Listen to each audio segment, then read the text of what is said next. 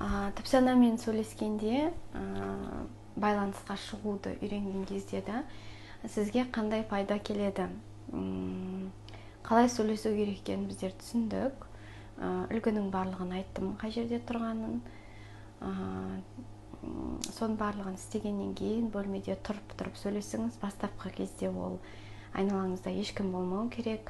Бастапқы кезде ол маңызды. Үйреніп кеткенше сіз тұрып сөйлесіңіз, тұрып байланысқа шығыңыз, тұрып рұқсат сұраңыз, кешірім сұраңыз. Жақсы көремін деп айтыңыз. Денеңіз сізге кәдімгідей белгі беру керек та, алдыға итеру керек, артқа итеру керек.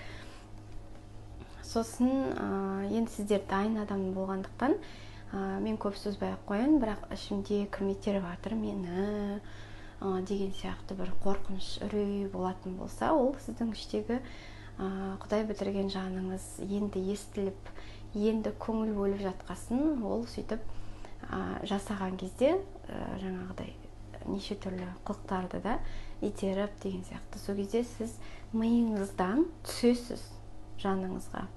Потому что біздер мида өмір сүреміз, горе от ума. То есть біз осы жерде жүгіріп жүрік. Осы жерде ғана өмір сүреміз, осы жерде ғана сезіп білеміз, осы жерде ғана осы уақытқа дейін өмір сүріп келдік.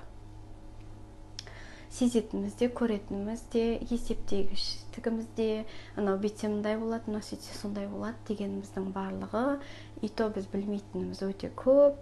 Көріп тұрған затымыз вообще қисық болып қабылдануы мүмкін да, бірақ соның өзінде біз өте тар жерде өмір сүріп келдік. Өте тар көрдік та, көз қарасымыз, кругозорымыз, ой өрісіміз барлығы тар болды да. Сондықтан бар жеткен жеріміз осы, барлығын қиратып сындырып, көңіліңізге ұнамайтын өмірге келіп отырық. Не істесеңіз де қолыңыздан бір нәрсе келсе, басқа сфераларыңыз көңілден шықпай тұр деп айтайық. Енді түпсанамен байланыс не береді? Әр сферада неліктен сондай болып жатыр, и оны қалай шешуге болатын? Кім қандай блог жасап қойды? Өзіңіз кезінде қандай тұжырымдар жаздыңыз? Сол ситуацияларды есіңізге түсіріп көрсетеді. Кімге қандай өкпе назыңыз бар? Например, обида практикасында сіз обида практикасын жасайсыз анаңызға, әкеңізге деген сияқты да. Сол кезде мен анама, әкеме кетті ма, өкпе назым, өкпем кетті ма, қорқынышым кетті ма, мынадай тұжырым жасағанмын осындай ақшаға байланысты, әкеме байланысты, әйел адамына, ер адамына деген байланысты, балаға деген көзқарастарым, осындай, үй деген, квартира, машина деген көзқарастарым, барлығы бай адамға деген көзқарасым, өзіме деген көзқарасым да, соның барлығы тұжырымдарымның барлығы кетті ма деп сұраған кезде әр проработканың артынан біз сол дене арқылы сұрап отырамыз. Сол кезде денеден кеткен нәрсе, ол сізге я деп жауап береді, кетті деп, немесе жоқ деп жауап береді. Сонда сіз бұл дене сізге қатты көмектеседі, яғни проработка түбегейлі істелінді ма, әлде істелінбеді ма, соны біліп отырасыз. Істелінетін болса, егер дене сізге я бәрі кетті дейтін болсаңыз, сіз ол темаға мүлдем қайтып келмейтін боласыз. Ол теманы қайтадан көтермейтін боласыз, түбегейлі жасайсыз.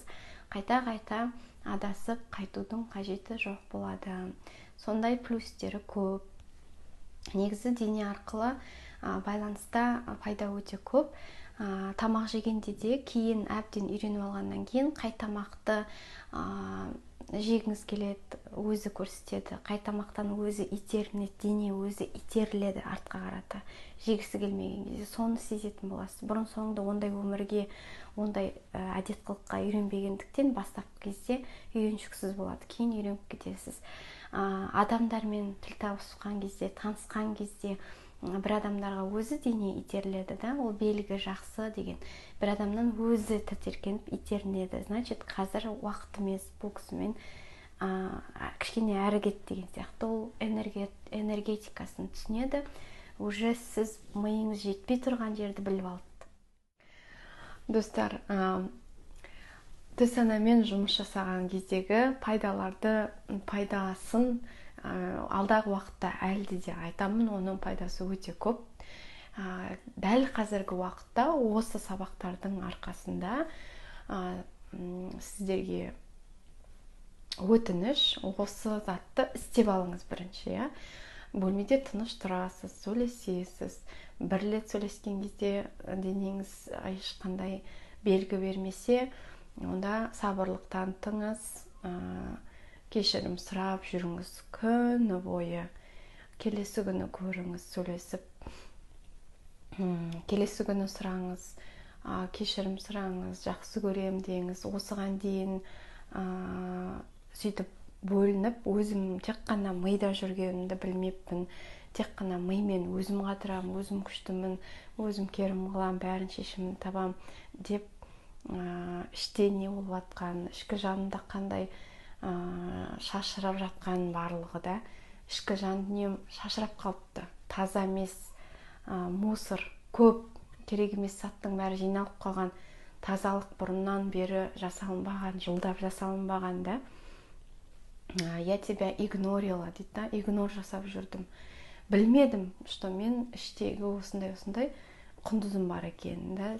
Сенде барлық жауап, сенімен ақылдаса отырып, сені тазарта отырып, сенімен басқа программаларды бірге ақылдасып отырып, байланысып отырып, жазу, ашық тұрған бүкіл гештальттар деп айтайық та, ашық тұрған бүкіл оқиғалар, сүрілмеген эмоциялар, тығып қойған, өтірік көрсетпей ковердің астына састып қойған заттардың барлығы, соның барлығын мен әдейі көрмеймін, мен емес деп мида өзімше керім болып сөйтіп істегім келіп, көргім келмеді, осындай мойындағым келмеді, честный болғым келмеді, өзіме өзім шын таза көзбен қарағым келген жоқ, өзіме өзім честно қарағым келген жоқ, өзімнің шындығымды өзім мойындағым келген жоқ деген сияқты әңгімелерді айтып, кешір, білмедім, жақсы көрем,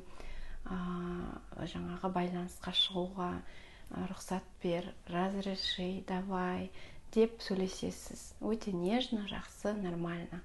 Түпсаналы түрдегі, допустим, мен құндызды өз туралы айтып отырмын, өзімді. Сіздер енді әрине өзіңізді бөлесіз. Егер сіз әйгерім болсаңыз, әйгерім саналы түрдегі, әйгерім түпсаналы түрдегі деп айтасыз. Сөйтіп жауап беріп жатқан, денеңізді тіркенеді, тағы бір нәрсе да, разны жауап береді, бірақ қозғалып, алға артқа қозғалған кезде я деп жауап беріп, былай қозға, жоқ дегенде былай қозға деп өзіңіз көрсетесіз.